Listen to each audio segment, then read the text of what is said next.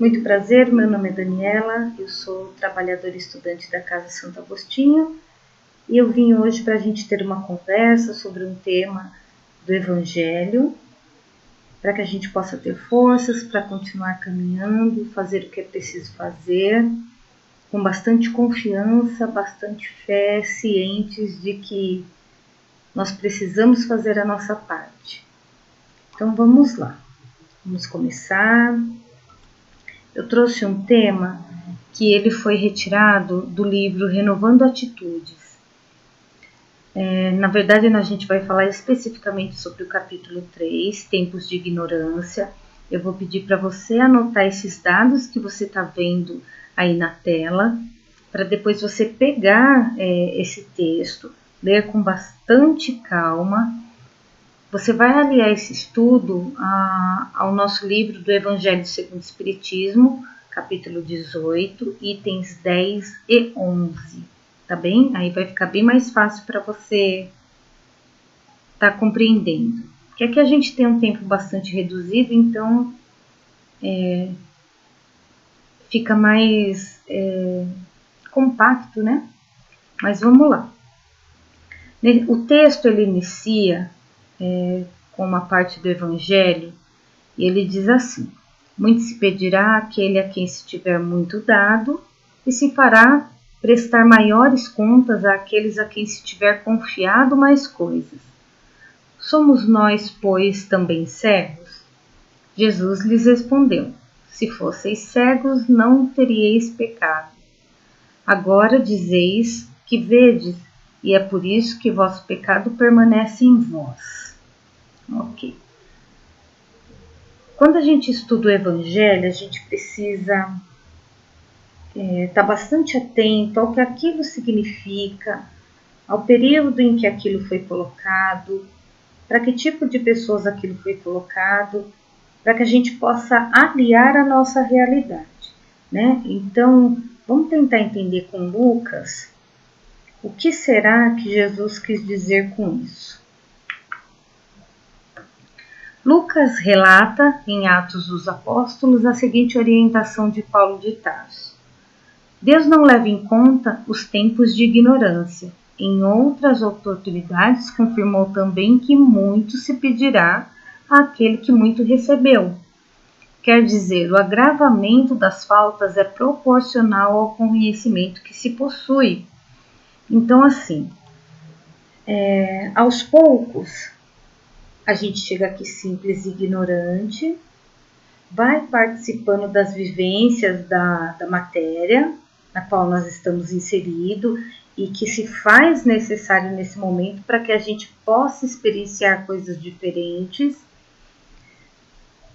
E aos poucos nós vamos adquirindo conhecimento. Então, por exemplo, os bebês, né? Nós espiritualmente falando, nascemos simples e ignorantes como um bebê. Aos poucos, ele vai adquirindo experiências, ensinamentos, e isso vai fazendo com que ele adquira conhecimentos e experiências e aos poucos vá discernindo e se colocando diante da vida, né? Os pais, eles fazem esse tipo de orientação, mas ativamente. Deus, ele faz conosco a mesma coisa que os pais terrestres. Ele coloca as situações para que a gente possa vivenciar e aos poucos ir adquirindo esse discernimento, né? É por isso que nós temos o livre-arbítrio, para que a gente faça as escolhas e essas escolhas nos permitam conhecimento, modificação moral, e é isso que vai fazer a gente evoluir. Então, a gente precisa dar bastante valor a esse tipo de coisa. Olha só. Aí, mais adiante no texto, ele pede para que a gente pense no seguinte: compreendemos dessa forma que somos todos nós protegidos pela nossa ignorância. Olha só essa palavra aqui, né? Ignorância. Ignorância é a falta de conhecimento. Então, a gente acaba sendo protegido por isso. E a gente vai entender um pouquinho mais adiante que tudo é uma questão de intenção, tá? Pois somente seremos avaliados pela divina providência de conformidade com as possibilidades do saber e sentir, isto é, segundo a nossa maneira de ver a nós próprios e o mundo que nos rodeia. As leis espirituais que dirigem a vida são sábias e justas e adaptam-se particularmente a cada criatura, levando em conta as suas individualidades. Então a gente já entendeu, nós somos seres únicos. Não adianta exigir de mim o mesmo que se exige do outro. Não adianta que eu queira que o outro pense a maneira que eu penso, sinta a maneira que eu sinto, porque nós somos seres diferentes. Deus criou a cada um e cada um de nós tem o comprometimento e a responsabilidade de chegar às virtudes máximas às quais a gente foi criado, né? Nós somos criados para a perfeição, e é a perfeição relativa que nós falamos, porque perfeito somente é Deus. Vamos lá. A gente precisa ter bastante em mente uma questão que a gente fala de lições, né? Alguns dão o nome de provas, né? Outros de lição. Seja lá como for, é isso que vai fazer a gente seguir adiante. Muitas vezes a gente pede assim para Deus, né? Senhor, me ensina a ser mais paciente. Como é possível que Ele faça isso? Nos dando lições que façam com que a gente vá trabalhar isso. Ou seja, Ele não vai me dar um mar tranquilo, Ele vai me dar um mar revolto. Porque só assim eu vou conseguir exercitar isso que eu peço e que eu chamo de paciência. Aí a gente vai e pensa nas reencarnações, né? A gente acaba encontrando na reencarnação a guarida, o apoio para essas diversidades do nosso tempo de criação. As nossas heranças reencarnatórias, todas aquelas experiências que a gente já viveu, tanto emocionais como mentais, os ambientes pelos quais a gente passou, né? As estruturas sexuais, que é eu estar masculino ou eu estar feminino, e essas motivações, essas várias coisas pelas quais a gente passa, elas que nos tornam únicos, né? Com todas as nossas vocações, todas as nossas tendências, os nossos interesses, a minha capacidade de raciocínio e de discernimento, né? Quando você ali lê sui generis é aquilo que é próprio àquela situação, aquele indivíduo, é a característica, né? Então, é isso que vai nos lapidando. E mais uma vez a gente volta a dizer, as experiências pelas quais eu passei, o outro não passou. Eu só sou quem eu sou exatamente porque eu vivenciei coisas que me fizeram ser quem eu sou. Então é por isso que eu não posso exigir que o outro seja como eu. É por isso que eu não posso me comparar ao outro e querer ser como ele. Porque ele vive as experiências dele, eu não. Eu não tenho condições de sentir o que ele sente, eu não tenho condições de agir como ele age. Eu posso compreender, e compreender é diferente de aceitar. Relativos e não generalizados devem ser os modos de ver as coisas e as pessoas. Somos seres únicos, cada qual com seus valores, limitações, alegrias. Esse processo evolucional nos mostra que podemos estar pouco atrás ou adiante das criaturas, embora cada uma delas tenha suas características próprias. Nesse decurso evolutivo, todos nós passamos por fases de egoísmo e orgulhos até atingirmos, mais tarde, as grandes virtudes da alma. Então, a gente também costuma dizer que a natureza não dá saltos, né? A gente fica o tempo todo a observar o externo, a observar os demais, mas a natureza não dá saltos. Se você for se colocar a observar, por exemplo, uma sala de pré-escola, um exemplo muito simples. Você tem lá uma série de crianças que estão sendo criadas e educadas na parte familiar de maneiras diferentes. Vejam bem, aqueles pais têm vivências próprias, cada pai as suas vivências, as suas histórias, as suas crenças, as questões pelas quais eles passaram, superaram ou não. Aquele pequeno indivíduo está sendo moldado à forma desses pais. E na pré-escola, ou seja, na vida, ele vai aprender uma nova visão.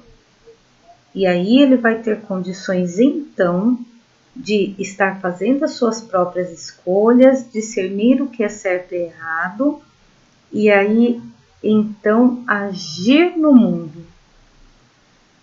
O professor ensina para o aluno X a questão A. O aluno X faz. O professor ensina ao aluno Y a questão A. Ele faz e faz de forma completamente diversa. E a gente não pode dizer que um está certo e o outro está errado. Eles simplesmente veem nesse momento de uma maneira diferente do outro. É muito bonito a gente pensar nisso, porque a gente começa a perceber que essas questões de julgamento que a gente muito faz não condiz com a realidade. A gente não tem condição nenhuma de julgar o outro. A gente não tem condição nenhuma de tomar decisões pelo outro. É sempre a gente com a gente mesmo. Eu sou responsável e comprometido com a minha vida. O outro é responsável e comprometido com a vida dele, né? Não nos cabe achar que estar certo ou errado. Nos cabe compreender que essa etapa de evolução dele é diferente da minha, tão somente. Pensando nisso, quando a gente pensa em evoluir, não dá para ser diferente. Nós todos vamos evoluir inevitavelmente. A diferença é que seremos em tempos diferentes, mas evoluir é inevitável. E no livro vem esse trechinho que ele fala assim: consideremos, portanto, que não seremos censurados por estar nessas fases primitivas, ou seja, aquém dos demais. Porque o chamamos de defeito ou inferioridade seja talvez a passagem por esses ciclos iniciantes onde estagiamos.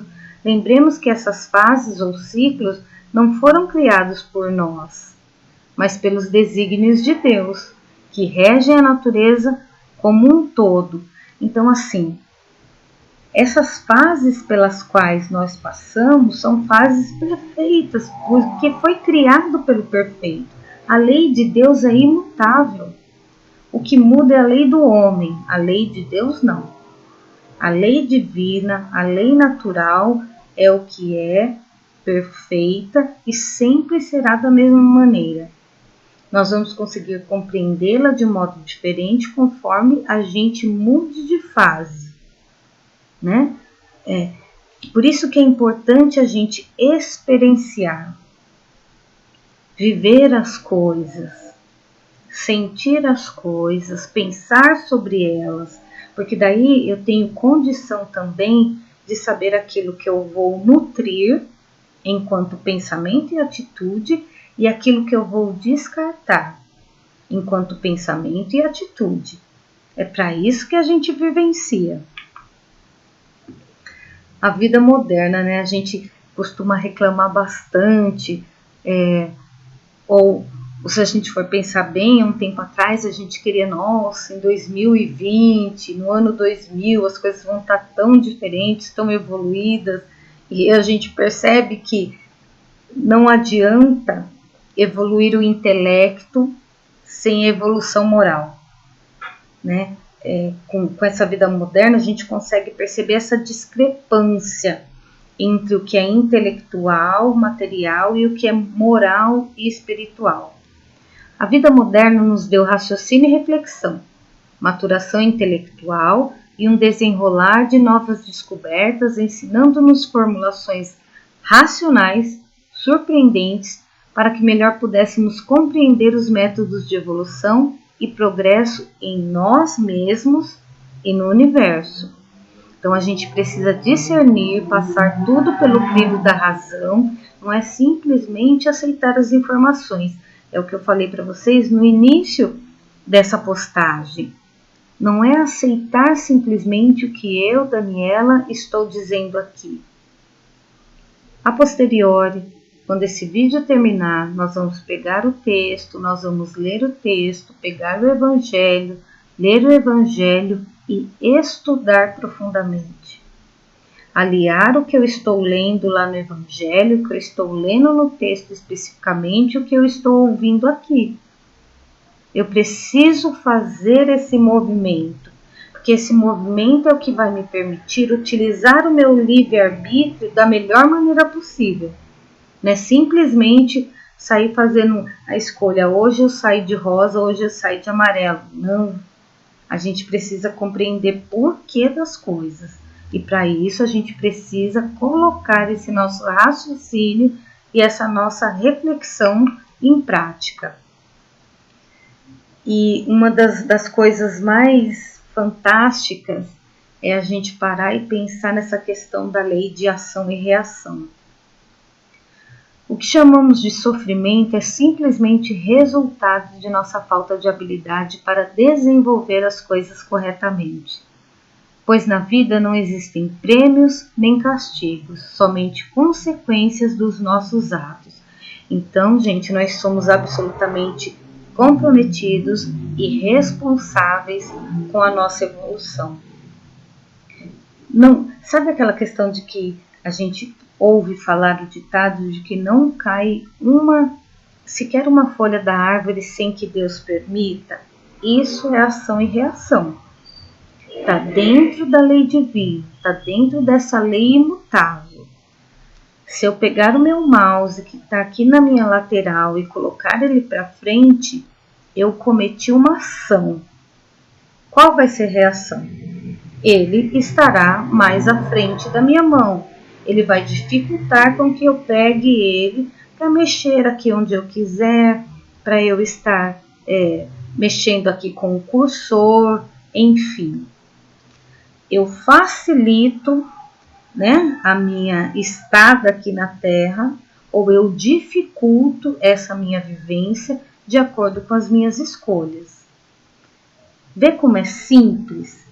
Nem tudo que é simples é tão fácil, mas coloquemos esse pensamento sempre adiante de tudo que a gente for fazer e pensar. Eu sou responsável por aquilo que eu penso e faço. Ou seja, eu sou responsável pelas minhas escolhas e tudo aquilo que se chegar até mim como uma situação foi provocada ou contribuída por essa minha escolha, né? E aí, para a gente estar terminando, eu acho muito importante esse trecho final do livro, é bastante esclarecedor, ele volta lá no princípio que a gente leu. Vale, porém, considerar que à medida que a nossa consciência se expande, ou seja, que o meu raciocínio, o meu conhecimento, ele se expande, ele está maior é a minha lucidez, né? Maiores serão nossos compromissos perante a existência. Eu tenho um compromisso comigo, eu tenho um compromisso com a minha evolução. Se fosseis cegos, não teríeis pecado. Ou seja, quando eu desconheço a lei, quando eu não tenho uma má intenção, eu não tenho pecado. Mas agora dizeis que vedes, e é por isso que vosso pecado permanece em vós. Quanto mais eu sei, quanto mais eu conheço, mais responsável eu sou. podemos pretextar ignorância. E é até comum, às vezes a gente diz, mas eu não sabia. Será que eu não sabia mesmo? A lei de Deus está inscrita em todos nós. Ela está inscrita aqui. Eu sei quando eu faço algo que foi inadequado, né? Ou quando a gente é pego no pulo, a gente fala, cometi uma mancada. Eu sei. Então, se eu sei, eu não posso pretextar ignorância. Mas se não tivermos consciência de nossos feitos, isso sempre será levado em conta. Para a gente entender isso melhor, a gente pega o exemplo da justiça, né? O que é culposo ou o que é doloso. Culposo, disse, para a gente entender, quando a gente não tem a intenção. Muitas vezes a gente comete algumas coisas na vida, às vezes até inadequadas, mas na intenção de acertar. Me entendem? Eu fiz isto pensando sinceramente que seria o melhor, mas o resultado não foi um resultado bom. Então eu compreendo que esse resultado inadequado, ele vai me ensinar a não cometer isso novamente. Então é uma coisa boa, porque ele está me ensinando. Se eu cometo uma ação na qual eu estou ali maquinando, eu vou fazer isso, porque eu sei que isso vai dar X situação para Y pessoa. Eu estou sabendo que o que eu estou fazendo vai surtir algo negativo para outrem. Então eu tenho a intenção, né? Então eu digo que sou, que vejo. Então eu carrego em mim o delito de fazer aquilo que eu sei que não é correto. Então, se a gente for pensar, as coisas são mais simples do que a gente pode imaginar.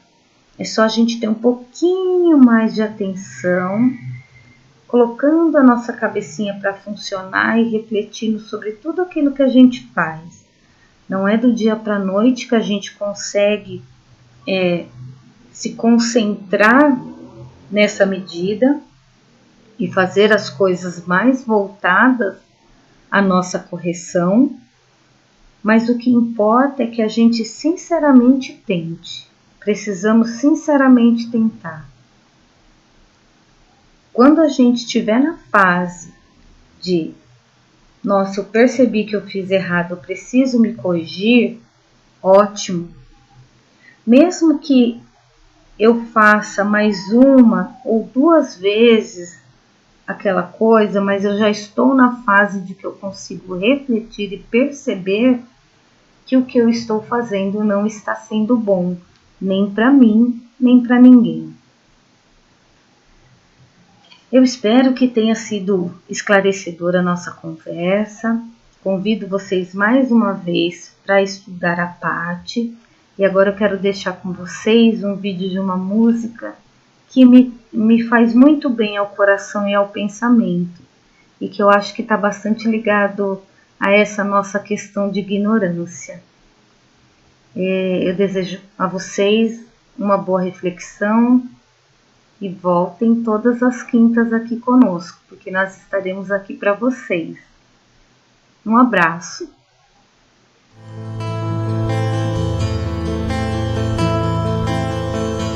Bem-aventurados os pobres de espírito, porque deles é o reino dos céus. Bem-aventurados os que choram, porque eles serão consolados. Bem-aventurados os mansos, porque eles herdarão a terra. Bem-aventurados os que têm fome e sede de justiça, porque eles serão fartos. Um sentimento me ronda, não sei dizer, tudo é novo pra mim. Meu coração se renova